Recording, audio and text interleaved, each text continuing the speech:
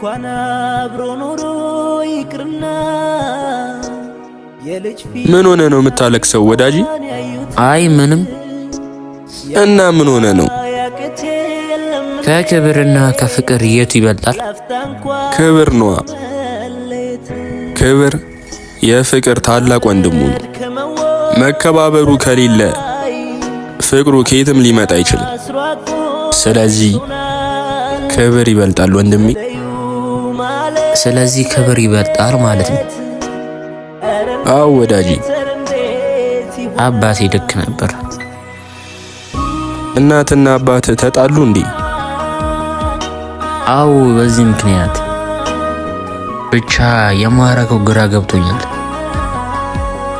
ሁሉም ነገር ለፈጣሪ መተውኖሽ።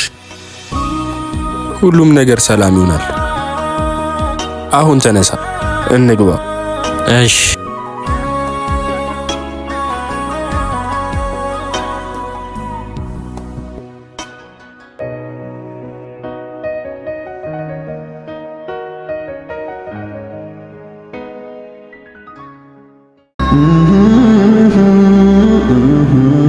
ይሻልሻል እማዬ።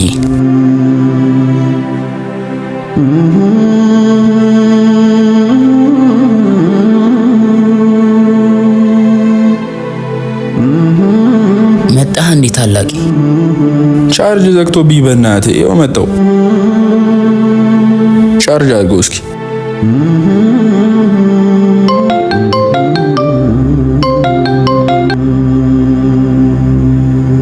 ሄሎ ፍቅር፣ ያ የተረገመ ልጅ ካለ ወደ እኔ ላከው። ቻርጅ አድርጎ ሄዶ ነው። እኔ የተረገምኩ ልጅ ነኝ። ነክ እንዴ? ዛሬ ስራ አለ፣ ቶሎ ና እሺ። እናቴን ትንሽ ስላመማት እቤት ብቻዋን ስለሆነች ዛሬ አልችልም። መታመም ብርቅ ነው እንዴ? ዛሬ ካልመጣ ከስራ ትባረራለህ። እናቴ ሰላም ስትሆን እኮ ነው እኔም ሰራ ምሰራው። ለምን አትረጅኝም?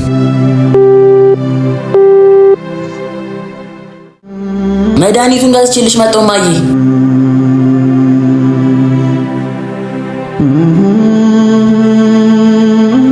የት ልትሄድ ነው? ለእናታችን መድኃኒት ገዛ። እሺ የደወለ ሰው ነበር? አዎ ሀና ደውላ ነበር። እና ምንም አላለችም? አረ ምንም አላለችኝም። አነጋገሯ ግን በጣም ያስጠላል።